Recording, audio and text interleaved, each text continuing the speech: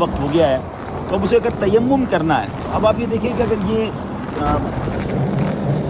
برف جتنی بھی ہٹا لیں تو زمین تو نہیں ملتی ہے، تو کہاں تک اس کو ہٹانا ہوگا؟ اور تیمم کیا برف سے بھی تیمم ہو سکتا ہے؟ اچھا، اگر یہ جیسے اینٹ ہمیں مل گئی ہے تو کیا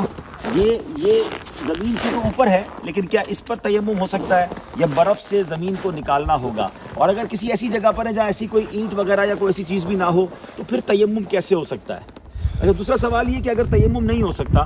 تو کیا اس برف کو اپنے جسم پر مل لیں گے تو کیا وضو ہو جائے گا؟ کیونکہ یہ بھی تو پانی سے ہی برف ہے۔ سوال یہ کہ جب آپ برف پہ نماز پڑھتے ہیں تو اب یہ دیکھیں نیچے اب برف ہے تو پیشانی کو کتنا دبانا ہوگا کہ زمین کی سختی محسوس ہو، کیونکہ جتنا بھی دبائیں ایسا لگتا ہے کہ نیچے برف اور دب رہی ہوتی ہے۔ بعض اوقات جیسے اب یہ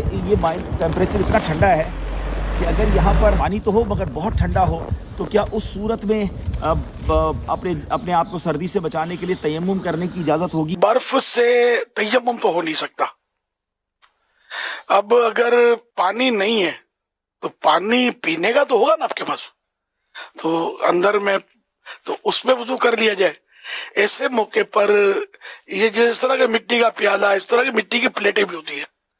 تو جس پہ پالش نہ ہو، سالڈ مٹی کی اینٹ یا مٹی کا کوئی ایسی پلیٹ وغیرہ گاڑی میں رکھ لیا جائے، پلیٹیں تو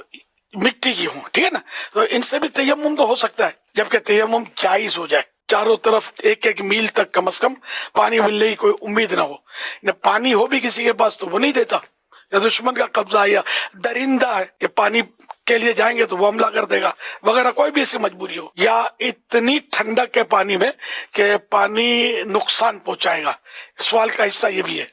تو ایسی صورتیں ہیں، اور بھی صورتیں جس میں تیمم جائز ہو جاتا ہے۔ تو اب ایسی صورت میں کہ جب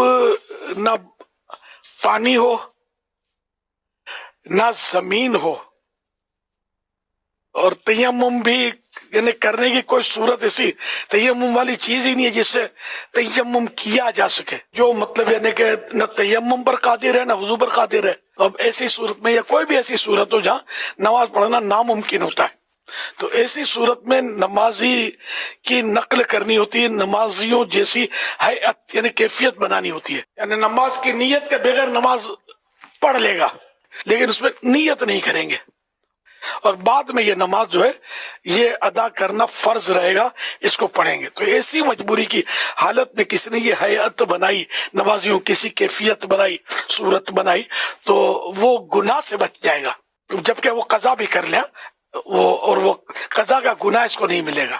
قضا نہیں کرے گا، خالی اسی کو کافی سمجھے گا تو گناہ گار رہے گا کہ اس کی نماز چھوٹ گئی، یہ صورت۔ اچھا، اب برف میں بتایا کہ جتنا پیشانی کو دباتا اتنا دبتی چلی جاتی ہے، اگر واقعی سے کیفیت ہے تو پھر سجدہ تو ہوگا نہیں، جب سجدہ نہیں ہوگا تو نماز نہیں ہوگی۔ برفانی علاقے والوں کو تو کوئی لکڑی کا پھٹا رکھنا چاہیے یار، تو جو مطلب سخت ہو اس کو بچھا کر اس پر سجدہ کرے تو وہ سارا اس زمین میں ذرا دسے گا نہیں۔ کھانے کی، پینے کی، پہننے کی، اوڑھنے کی کئی چیزیں گاڑی میں رکھی ہوں گی، تو اس طرح نماز میں کام آنے والی چیزیں بھی رکھی جائیں،